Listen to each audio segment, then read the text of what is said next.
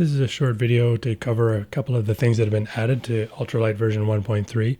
Aside from some bug fixes and minor improvements that you can find if you join Discord and have a look at the release notes, you can see the details on that. But the new features that have been added, as you can see, are IES profiles, custom light plane shapes, and what we've also done is added a second radial gradient. So you can create vignettes and hotspots and a few more effects. There have been a few changes to the way that works as well. And I'm going to go over all of these with you in more detail one at a time. Let's have a look at the IES profiles first. IES profiles should be familiar to most users. They've been around for a long time, especially if you're doing architectural visualization kind of work. But they're very useful for creating more realistic lighting and creating subtle patterns, as you can see here in any scene. And they're very inexpensive to use. If we have a look at them, you can see the shape, the IES profile, which can be loaded here under the Unreal Light category, shows you the lobes, the cast pattern of the light, so you get a visualization of what that's going to look like. And the easiest way to use them, aside from just adding it here, is to use them with point lights. Some people like to use them with spotlights, and you can, if you turn off the point light and activate the spotlight, you can see that it'll work there as well. You just have to bring the intensity up of the spotlight quite a bit for that to be visible. But when you're dealing with spotlights, you also have the advantage and disadvantage of dealing with the cone angle of the spotlight. So to match it, you'd have to broaden it right out to make sure that you've got enough cone angle to accommodate the light profile. This can be useful as a way of cutting into those effects. But to get the fastest and most true to the IES profile, you're best off just using the point lights. Because the point light is contained within the shell and the light plane can impact what it's doing. And you can use those as well as the gobo to shape the light further. So it acts just like a normal light, but creates that really interesting pattern. So all we've done here is created the effect of an area light, but using nothing but a point light and a reflector plane. So the shell geometry and the reflector are there for your specular reflections.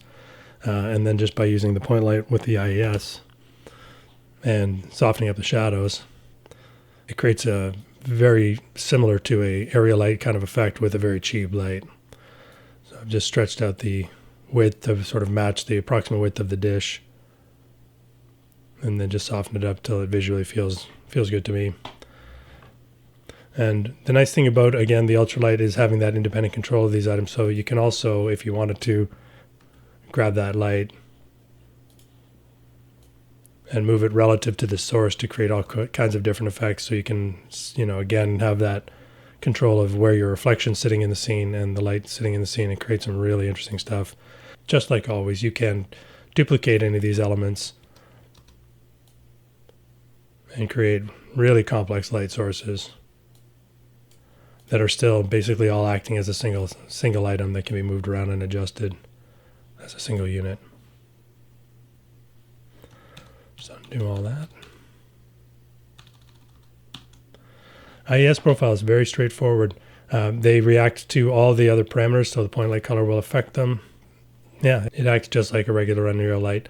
There are a few further controls available for IES profiles. If you just type in profile, you can pull up everything here. Exposed at the blueprint level for convenience is the profile itself, and normally intensity is controlled just as you would the normal point light. But you can also go into the point light details and switch to using the IES intensity, which has its native setting from the manufacturer. Provides a different scale here that you can use. This overrides the point light scale. So if for whatever reason you wanted to match manufacturer settings more accurately and use the intensity set in the profile, you just need to go into the component level and toggle on use IES intensity and then control it from here.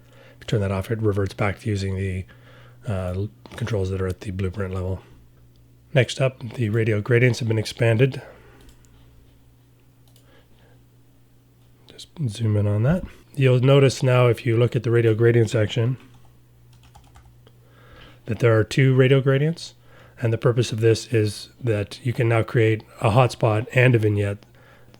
Having just the one can be a bit limiting, forcing you to go back to tone down the general light plane to get a darker edges if you have a hotspot going. But with this, you can have them running at the same time. So we have a hotspot here creating a brighter center point. All kinds of crazy effects are possible, of course. The other thing that's been changed, you'll notice there's a new parameter here called spot single axis only. What this does is it switches from, let me just turn this one off for a sec. And I think just to make this more obvious, we'll go with dark ones. Let's reset everything.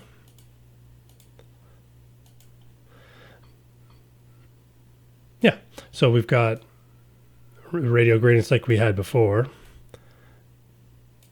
And by increasing the spot multiplier, we can create those arrays like we had been. But you will notice that the minimum is 4 when we do it this way because the way the UVs are tiled. So I've added a feature where we can switch and tile just on a single axis, which allows us to create another range of effects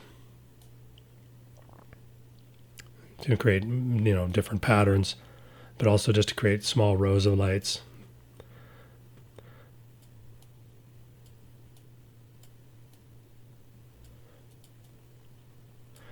Yeah, and the other feature that's been added is rotation. So once you're into these patterns, you can now roll them around and create all kinds of different things.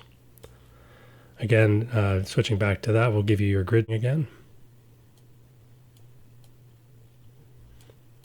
And all of the parameters remain animatable, so you can do some pretty interesting things.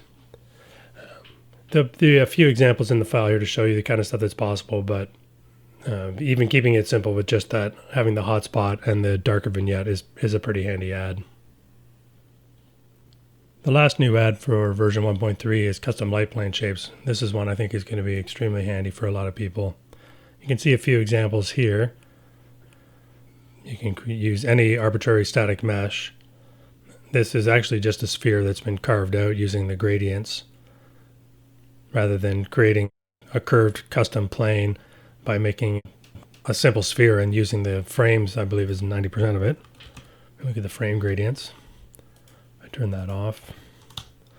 You can see that's combined with the use composited as alpha. This gives you a pretty interesting way of controlling the shape. I can cut it in and out using the two different frame gradients to create a curved wall, and then by playing with the scale, you can control the curvature and the size of it. That'd be handy for things like cars or curved surfaces where you want to wrap your light around, as well as creating just, maybe it would be a heads-up display kind of screen or something. Lots of different things you could do with that. Over here, just a quick spherical light and a really quick approximation of a fluorescent tube. And that's just using a cylinder as the custom light source. Straight out of the box cylinder. So just to quickly show you how that works, let's do it to this one. So the light plane has always been an option to toggle on and off. You'll notice now that there's a new interior to these, which is something that's been added as well. If I turn on the point on, it'll be easier to see.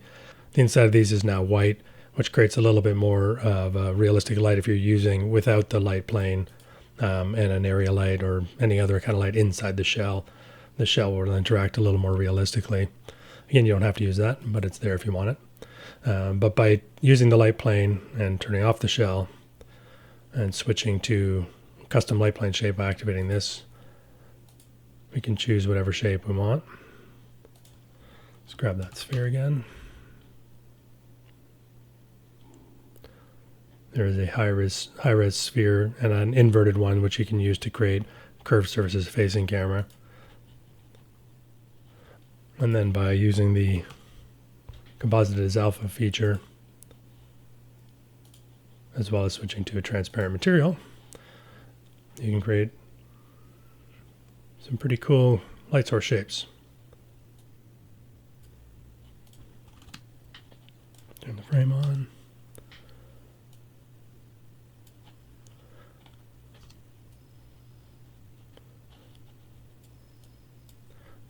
This is more or less the process used to create this one over here. There is an inverted sphere for convenience, but you can also just use the two-sided light source where that makes sense, and you can see the inside. But if you don't want to be looking at the back of it as an illuminated source as well, using the inverted sphere and a single-sided light will give you this effect over here. So yeah, any kind of shape you want can be dropped in there. Much like we looked at with the IS light, the shape can be rotated independently of the shell where it makes sense to do so. So if we wanted to make a much bigger light, and then grab the light plane and scale that down. You can also clone them. One thing with the cloning, once you have made the copy will no longer be responsive to the blueprint controls. So if we go in here now and change the color, it's going to affect everything except that clone. So when you do want to make clones like this, regardless of whether you're cloning the gobo, the shell itself, or the light plane, you want to set up all your parameters first and then copy it. Because once you've made that copy, it's locked. It's its own independent item, and it will no longer react to the controls in the blueprint. So it's kind of easy just to delete it, grab the light plane, and copy it over with the updates.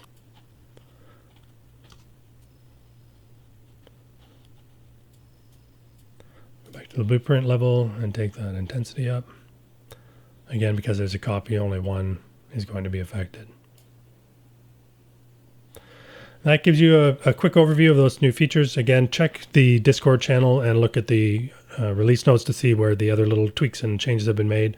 But I think you'll find these are extremely handy updates. Thank you very much for your interest and for supporting the UltraLight. If you do have any questions or comments, please leave them below. If you have any need for more in-depth technical support, join the Discord channel. The link for that is also below.